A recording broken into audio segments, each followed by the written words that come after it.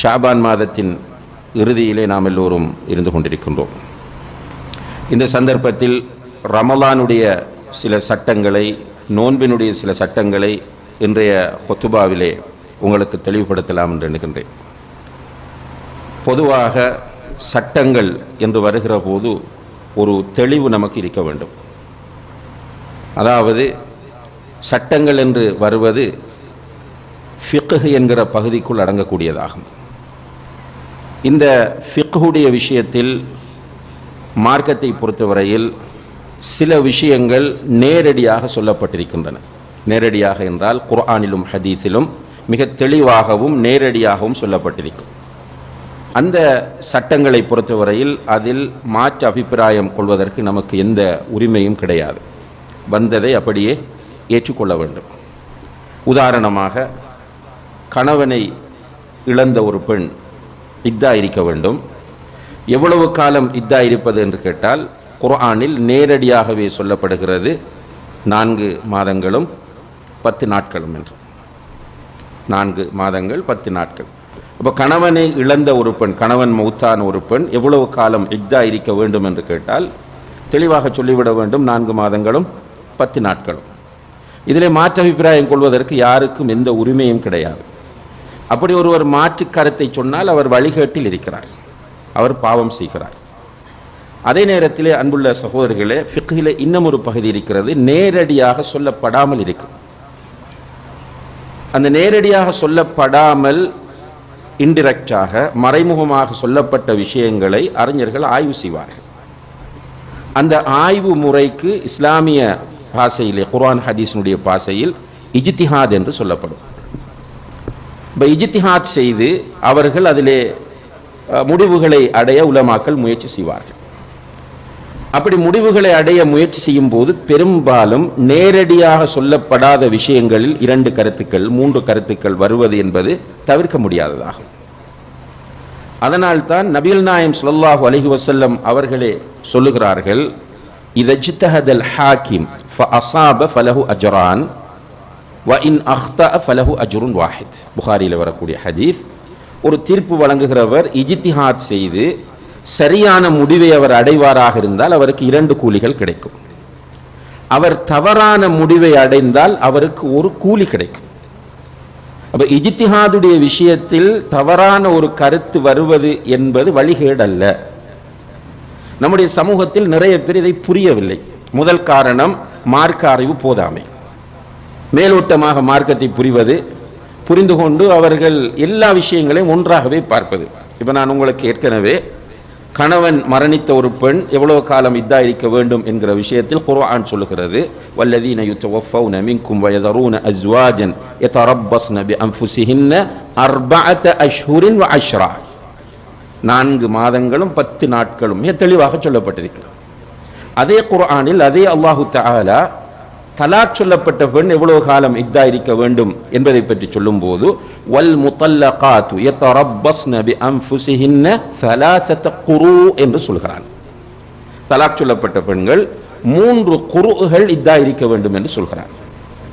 அங்கே 4 மாதம் 10 நாள் என்று வெளிப்படையாக மிக தெளிவாக சொன்ன அதே ரப்புல் ஆலமீன் அவனுடைய குர்ஆனிலேயே தலாக்குடைய இத்தாவை பற்றி பேசுகிற நேரத்தில் 3 குருகள் இத்தா இருக்க வேண்டும் என்று சொல்கிறான். குரு என்றால் என்ன என்றால் அரபு மொழியில் உள்ள ஒரு சொல். ஆனால் அந்த சொல்லுக்கு அரபு மொழியின் இயல்பிலேயே 2 கருத்துக்கள் இருக்கின்றன. அல்லாஹ் அக்பர். 2 கருத்துக்களை தரக்கூடிய ஒரு சொல்லை அல்லாஹ் இந்த இடத்தில் பயன்படுத்தி இருக்கிறார். ஏன் பயன்படுத்தினான்? 2 கருத்து வரக்கூடாது என்று அல்லாஹ் விரும்பி இருந்தால் என்ன செய்திருக்கலாம்? ஒரு கருத்தை தரக்கூடிய ஒரு சொல்லை பயன்படுத்தி இருக்கலாமா இல்லையா? அல்லாஹ்வே 2 கருத்தை தரக்கூடிய ஒரு சொல்லை பயன்படுத்தி இருப்பது என்பது நாம ஆகவே யோசிக்காமல் இருந்து விடக்கூடாது. முஸ்லிம் சமுதாயத்தில் உள்ளவர்கள் சிந்திக்க வேண்டும், ஆய்வு செய்ய வேண்டும் என்பதற்கான ஒரு வழிகாட்டலாகும். எனவே உலமாக்கள் மத்தியிலே தலாக் சொல்லப்பட்ட பெண் எவ்வளவு காலம் இத்தா இருக்க வேண்டும் என்பதிலே கருத்து வேறுபாடு இருக்கிறது. குரு என்கிற சொல்லுக்கு ஹைம் மாதவிடாய் என்றும் கருத்து இருக்கிறது. துஹுர் ஹைலிலிருந்து சுத்தமாகுதல் என்கிற கருத்தும் இருக்கிறது. அப்ப 2 கருத்துக்களில் எதை எடுத்தாலும் அவர் வழிகேடர் அல்ல, அவர் பாவியும் அல்ல. சரியான முடிவை அடைந்திருந்தால் அவருக்கு 2 கூலி கிடைக்கும், பிழையான முடிவை அடைந்தால் அவருக்கு 1 கூலி கிடைக்கும். ஆனால் சரியான முடிவு பிழையான முடிவு யார் தீர்மானிப்பது? நான் நினைப்பேன் நான் தான் சரியான முடிவு எடுக்கிறேன் என்று, அவர் நினைப்பார் அவர்தான் சரியான முடிவு எடுக்கிறார் என்று. ஆனால் உண்மையில் யாருடைய முடிவு சரியானது என்பது யாருக்கு தெரியும்? அல்லாஹ்க்கு மட்டும்தான் தெரியும். அதனால் தான் அல்லாஹ் நீதியானவன். 2 பேருக்கும் கூலி, 2 பேரும் வழிகேடர் அல்ல. இப்ப இந்த இடத்தில் தான் நம்முடைய சமூகத்தில் நிறைய மௌலவிகளும் தவறு விடுகிறார்கள், பொதுமக்களும் தவறு விடுகிறார்கள். இப்படியான இடங்களில் இதை தெளிவாக சொல்ல வேண்டும். என்னுடைய கருத்து இதுக்கு மாற்றமாக இப்படியும் ஒரு கருத்து இருக்கிறது, ஆனால் அந்த கருத்து வழிகேடு என்று சொல்லக்கூடாது. இதை சொல்லித்தந்து நம்மை வளர்த்திருந்தால் இன்றைக்கு நிறைய பிரச்சனைகள் வந்திருக்கிறது. நமக்கு இடையில் ஏற்பட்ட பிரச்சனைகள், நமக்கு இடையில் நான் பொதுவாக சொல்வது இந்த தௌஹீத் பேசுகிறவர்களை மட்டுமல்ல, பொதுவாக முஸ்லிம் சமூகத்தை நீங்கள் எடுத்து பார்த்தால் பெரும்பாலும் கருத்து வேறுபாடுகளும் பிரச்சனைகளும் ஏற்படுவது எங்கே என்று பார்க்கிற போது இந்த இஜ்திஹாதுக்குரிய விஷயத்தில் தான். அகீதாவுடைய விஷயம், அகீதா பேசுறல்ல உத்தரவு, அகீதா பாடம் நடத்துறதும் குறைவு. அகீதாவை வைத்து பிரிவது என்பதை விட ஃபிக்ஹுடைய விஷயத்தில் தான் அதிகமான கருத்து வேறுபாடுகள் உருவாகின்றன. எனவே நோன்பை பற்றி பேச வருகிற போது இந்த அடிப்படை பற்றிய தெளிவில்லாமல் நம்ம பேச போனால் குழப்பம் வரும். எனவே இதை சரியாக நீங்கள் எல்லோரும் மனதிலே வைத்துக் கொள்ளுங்கள். ஃபிக்ஹிலே ஒரு பகுதி இருக்கிறது, நேரடியாக அல்லாஹ்வினால் இது இப்படித்தான் என்று சொல்லப்பட்டது. அதிலே மாற்று கருத்து சொன்னால் அந்த மாற்று கருத்து வழிகேடாகும். இன்னும் ஒரு பகுதி இருக்கிறது, 2 கருத்துக்கள் அல்லது 3 கருத்துக்கள் அல்லது அதை விட அதிகமான கருத்துக்களுக்கு இடம்பாடானதாக இருக்கும். அதிலே மாற்று கருத்து வழிகேடு அல்ல. ஆனால் நம்ம எதை கொண்டு அமல் செய்ய வேண்டும் என்றால் நமக்கு எது சரி என்று படுகிறதோ அதை கொண்டு அமல் செய்ய வேண்டும். இப்போது நோன்பை பற்றி நம்ம பேச வருகிற போது முதலிலே நோன்பினுடைய சட்டத்தில் நமக்கு வருவது என்பது என்னவென்று கேட்டால் பிறைதான். ஏனென்றால் நோன்பு பிடிப்பதற்கு பிறை என்பது மிக அடிப்படையான ஒன்றாகும். இப்போ லோக்கல் பிறையின்படி இன்றைக்கு நம்ம 28வது பிறையில் இருக்கிறோம். இன்டர்நேஷனல் பிறை 29. அவர்கள் இன்று மாலை பிறை பார்க்க சொல்லியிருக்கிறார்கள். பிறை எங்காவது அவர்கள் தென்பட்டால் அவர்கள் நோன்பை அறிவிப்பார்கள். ஆனால் இப்போ அகில இலங்கை ஜமியத்துல் உலமா இன்னும் நம்மை பிறை பார்க்க சொல்லவில்லை. நாளைக்கு தான் நம்ம பிறை பார்க்க வேண்டிய நாள். ஏன்னா இன்றைக்கு 28, அப்போ தென்படக்கூடிய பிறை நிச்சயமாக 29. இப்போ பிறை பார்ப்பது என்பது நோன்போடு மிக முக்கியமாக உள்ள ஒரு விஷயமாகும். என்ன ரசூலுல்லாஹி அலைஹி வஸல்லம் அவர்கள் சொல்கிறார்கள், சூமு லிருயதிஹி வ அஃப்திரு லிருயதிஹி. பிறையை பார்த்து நோன்பு பிடியுங்கள், பிறையை பார்த்து நோன்பை விடுங்கள். இந்த பிறையுடைய விஷயத்திலும் கூட உலமாக்கள் மத்தியிலே கருத்து வேறுபாடு இருக்கிறது. ஆரம்ப காலத்திலிருந்து சஹாபாக்களுடைய காலத்தில் இருந்து இன்று வரைக்கும் 2 கருத்துக்கள் வலுவான கருத்துக்களாக இருந்து வருகின்றன. இடைப்பட்ட காலத்தில் 3வது ஒரு கருத்தும் வந்தது பிறையுடைய விஷயத்தில். சஹாபாக்களுடைய காலத்தில் இருந்து வரக்கூடிய கருத்து வேறுபாடு என்ன தெரியுமா? சிலருடைய கருத்து, முஸ்லிம்களில் யாராவது பிறையை பார்த்து விட்டால், எங்காவது பிறையை பார்த்து விட்டால் அந்த பிறை ஒட்டுமொத்த முஸ்லிம் சமூகத்திற்கும் பொதுவான பிறையாக கொள்ளப்பட்டு எல்லோரும் நோன்பு நோக்க ஆரம்பிக்க வேண்டும் அல்லது பெருநாளை கொண்டாட வேண்டும் என்பது ஒரு கருத்து. மற்ற கருத்து என்னென்றால் அந்தந்த பிரதேசங்களில் பிறை பார்க்கப்பட வேண்டும், ஒவ்வொரு பிரதேசத்திற்கும் பிறை பார்க்கப்பட வேண்டும். இது சஹாபாக்களிடத்தில் இந்த கருத்து இருந்தது. ஏன் இந்த கருத்து வேறுபாடு வந்தது? நேரடியாக அல்லாஹ்வுடைய தூதர் ஒன்றும் சொல்லவில்லை. பிறையை பார்த்து நோன்பு பிடியுங்கள், பிறையை பார்த்து நோன்பை விடுங்கள் என்றார்கள். அதை இஜ்திஹாத் செய்வதற்கான ஒரு வாசலை இதில் திறந்து விட்டு தான் போனார்கள். எனவேதான் நம்முடைய சமுதாயத்தில் இந்த விஷயத்தில் 2 கருத்துக்கள் காலாகாலமாக இருந்து வருகிறது, இருந்து கொண்டுதான் வரும். அதை யாராலும் மாற்ற முடியாது. ஒன்று அந்தந்த பிரதேசம் அல்லது அந்தந்த தேசங்களுக்கான பிறை, இன்னும் ஒன்று ஒரு பிறை. இதில் நம்ம வர வேண்டிய முடிவு என்னவென்று கேட்டால், இது இஜ்திஹாதுக்குரிய ஒரு விஷயம் என்ற மிக தெளிவான ஒரு அறிவு நமக்கு தேவை. இதிலே ஒருவர் இன்டர்நேஷனல் தான் சரி என்று சொன்னால் அவருக்கு எத்தனை கூலி கிடைக்கும்? 2 கூலி கிடைக்கும். ஒருவர் லோக்கல் என்று சொன்னால் அவருக்கு எத்தனை கூலி கிடைக்கும்? 1 கூலி கிடைக்கும். அப்ப இது பாவம் இல்லை, இது ஒரு குற்றம் இல்லை. இப்ப நமக்கு பேசின சிலர் அவர்களுக்கு தெரியும் இஜ்திஹாத் என்று. ஒருவர் இதை வலியுறுத்தி பேசுகிற போது நான் அவரோடு பர்சனலாக கலந்துரையாடும் போது என்னிடம் சொல்லி இருக்கிறார் இது இஜ்திஹாதுக்குரிய விஷயம் என்று. ஆனால் பொதுமக்களிடத்தில் அப்படி அதை பிரசன்ட் பண்ணுவதில்லை. பொதுமக்கள்கிட்ட சொல்லும் போது இது மட்டும்தான் சரி என்பது போன்று பேசுகிற நேரத்தில் பொதுமக்கள் குழம்பி போறாங்க. அவங்கக்கிட்ட சில பேசிக்கல் சில லாஜிக்ஸ் இருக்கு. எப்படி என்றால் அவங்க சும்மா யோசிப்பாங்க, இஸ்லாமிக் பேசிக்கில் யோசிக்கிறதில்ல. அது என்னது, அரஃபாவில் ஹாஜிகள் எல்லாரும் ஒரே நாளையில் தான் ஒன்று சேர்றாங்க. ரைட். அப்போ அங்கே அரஃபா கொண்டாடும் போது இப்போ நமக்கு மட்டும் எப்படி அரஃபா வேறு நாள் ஆகிற, இது அவர லொஜிக். இப்போ இந்த செய்தியை அந்த லொஜிக்கோடு தொடர்படுத்தி பேசும்போது உங்களுக்கு எது சரியாப்படும்? உங்களிடத்தில் ஏற்கனவே இருக்கிற லொஜிக்கோடு என்னுடைய கருத்து ஒத்து வரும்போது நீங்கள் என்னுடைய கருத்து தான் சரியானது என்று எடுப்பீர். ஆனால் நான் சொல்லித்தரணும் உங்களுக்கு, இப்படியும் ஒரு கருத்து இருக்கு, இப்படியும் ஒரு கருத்து இருக்கு, ரெண்டு கருத்தும் வழிகேடு அல்ல. இப்போ என்னை பொறுத்தவரையில் பொதுவாக நான் லோக்கல் புறையை ஆதரிக்கக்கூடிய நான் ஒரு காலமும் இன்டர்நேஷனல் புறை வழிகேடு என்று பேசியது கிடையாது. இன்டர்நேஷனல் புறையில் பெருநாள் கொண்டாடுகிறவர்கள் பாவம் செய்கிறார்கள் என்று பேசியது கிடையாது. நான் நினைக்கிறேன் இந்த கருத்தில் உள்ள எல்லா உலமாக்களும் அப்படித்தான். ஆனால் இன்டர்நேஷனல் என்று வருகிறவர்கள் உடனே என்ன செய்கிறார்கள், இந்த இடத்தில் மட்டும் வலியுறுத்தி பேசுகிறார்கள் இன்டர்நேஷனல் மட்டும்தான் சரி என்று. இது உண்மையிலே இந்த பேச்சு மிக தவறான பிழையான பேச்சாகும். இது புதுசா பேசின விஷயம் இல்லை. 20ஆம் நூற்றாண்டில் 21ஆம் நூற்றாண்டில் பேசின விஷயம் கிடையாது. இது சஹாபாக்களுடைய காலத்தில் இருந்து பேசப்பட்டது. யாருக்கிட்ட நாங்க போய் இந்த மார்க்கத்தை படிக்கிறோமோ அந்த இமாம்கள் அவர்களுடைய கிதாபுகளில் விரிவாக கலந்துரையாடிய விஷயங்கள் இவை. எனவே இதில் நமக்கு ஒரு தெளிவு போகணும். அப்ப இன்டர்நேஷனல் என்கிற ஒரு கருத்தும் உலமாக்கள் மத்தியில் இருக்கிறது, லோக்கல் என்கிற கருத்தும் உலமாக்கள் மத்தியில் இருக்கிறது. இதுல எது சரியோ எது சரி என்று நமக்கு படுது, நம்ம அதை செஞ்சுட்டு போகலாம், பிரச்சனை இல்லை. ஆனால் மற்ற கருத்தை வழிகெடுக்க கூடாது. மற்ற கருத்தை வழிகெடுப்பவர் வழிகேடர். இஜ்திஹாதுடைய விஷயத்தில் மாற்று கருத்தை வழிகேடாக்கி மாற்று கருத்தில் உள்ளவர்களை நரகவாசிகளாக ஆக்குகிறவர் வழிகேடர். அதுவும் ஒரு தெளிவான உண்மையாகும். இதை நீங்கள் புரிந்து கொள்ள வேண்டும். அடுத்ததாக இந்த புரையுடைய விஷயத்தில் சஹாபாக்களுடைய காலத்தில் இருந்து இந்த புரையில கருத்து வேறுபாடு இருக்கிறது என்பது தெளிவான திட்ட தெளிவான அப்பட்டமான ஒரு உண்மையாகும். ஆனால் இந்த கருத்து வேறுபாடெல்லாம் எங்க இருக்கும் தெரியுமா? ஒரு ஒரு ஒரு நாட்டில், ஒரு இஸ்லாமிய நாட்டில் வாழ்கிற ஒரு அறிஞர் ஒரு இண்டிவிஜுவலாக தன்னுடைய கருத்தை வெளியிடுவார். இன்னும் ஒரு அறிஞர் ஒரு தனிப்பட்ட ரீதியில் அவருடைய கருத்தை அவர் வெளியிடுவார். ஆனால் முடிவு எங்கிருந்து எடுக்கப்படும் தெரியுமா? புரை சம்பந்தமான முடிவு தலைவர்களால், ஆட்சியாளர்களால் தான் எடுக்கப்படும். இதுதான் இஸ்லாமிக் ஹிஸ்டரி. அங்கே ஒவ்வொரு ஆக்களும் அவங்களோட விருப்பத்துக்கு ஏற்ற மாதிரி நம்ம நாட்டில் செய்கிற மாதிரி ஒரு ஊருக்குள்ள 3 பெருநாள் கொண்டாடுற சிஸ்டம் இல்லை. இதுக்கு இப்பவும் நம்முடைய காலத்திலும் பிராக்டிக்கலான உதாரணம் Saudi Arabia, Dubai, Kuwait, Qatar, Bahrain.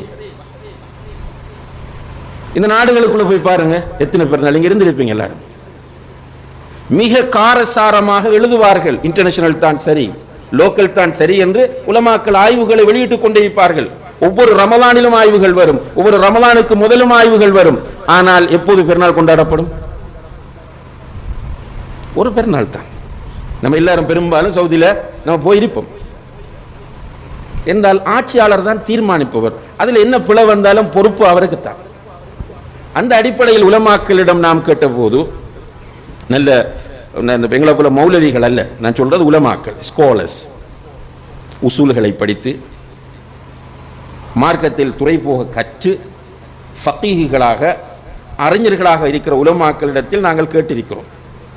எங்களுடைய நாட்டில் நாங்கள் மைனாரிட்டியாக இருக்கிறோம்.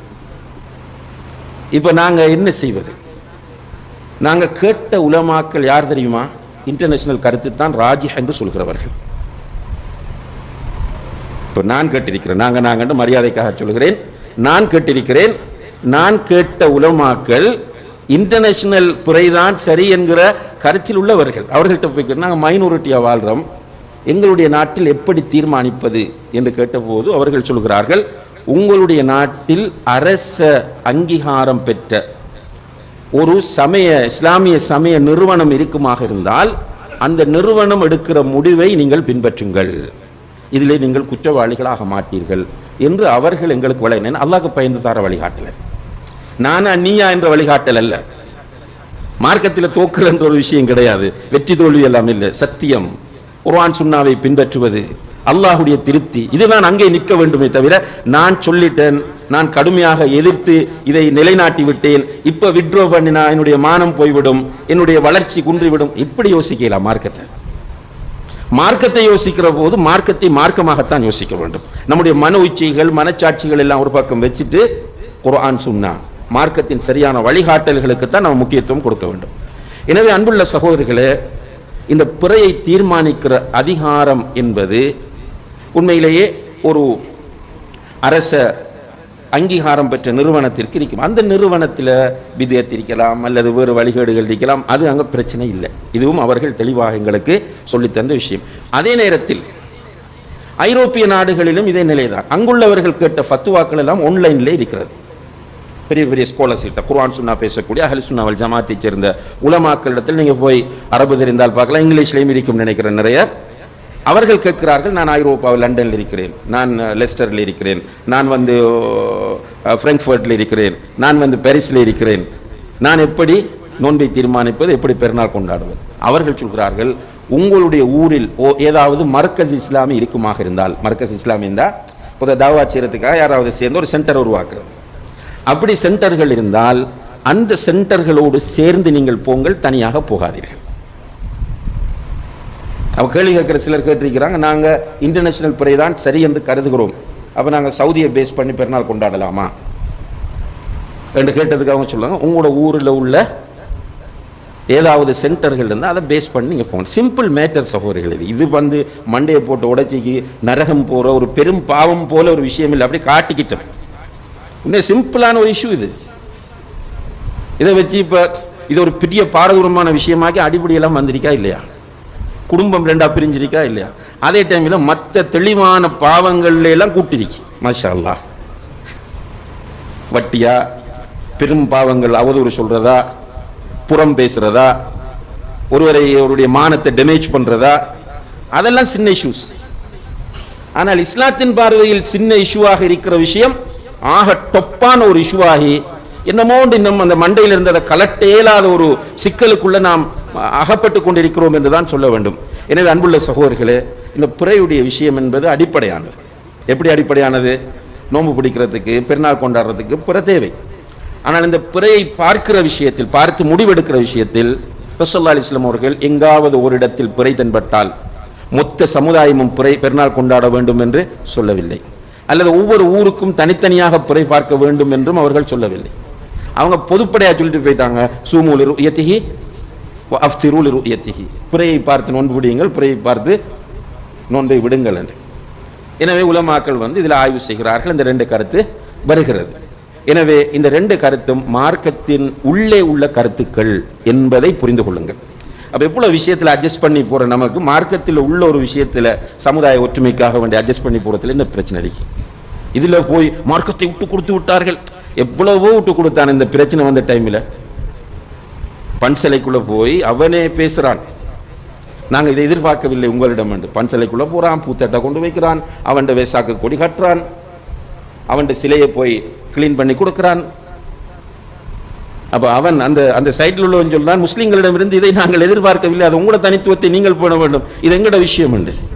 ஆனால் அதெல்லாம் பெரிய ஒரு இஷ்யூவாக நம்மளோட தலையில் படாமண்டைக்கு போய் சொல்றது. அந்த கிரைசிஸ் வந்துருக்கு, எக்கனாமிக் கிரைசிஸ், என்ன அநியாயம் எல்லாம் நடக்குது, அதெல்லாம் நமக்கு ஒரு பெரிய மேற்றாவே தெரியல. பதுக்கல், சுப்ஹானல்லாஹ், மக்கள் பதறி திரியும் போது பதுக்கல் நடக்கிறது. மக்கள் ரொம்ப கஷ்டப்படுகிறார்கள். எப்படி பதுக்கல்? நாளைக்கு விலை கூடும். இப்போ நம்முடைய பிரதேசத்தில் ஒரு கடையை போலீஸ் சீஸ் பண்ணிச்சு, பார்த்தா ஃபுல்லாக அங்கர் அடிக்கிறீங்க, ஊரில் அங்கர் இல்லை. இது பதுக்கலா இல்லையா? பதுக்கல் செய்கிறவர்கள் பாவிகள் என்று அல்லாஹ்வுடைய தூதர் நேரடியாக சொல்லி இருக்கிறார்கள். பதில் இமாம்களுக்கு இடையில கருத்து வேறுபாடு இருக்கிறது. பதுக்கல் உணவுப் பொருட்களில் மட்டுமா அல்லது எல்லா பொருட்களிலும் பதுக்கல் வருமாண்டு? பெரும்பாலான உலமாக்களுடைய கருத்துப்படி எல்லா பொருட்களிலும் பதுக்கல் வரும் என்று சொல்கிறார்கள். ஆனால் இஜ்திஹாதுக்குரிய.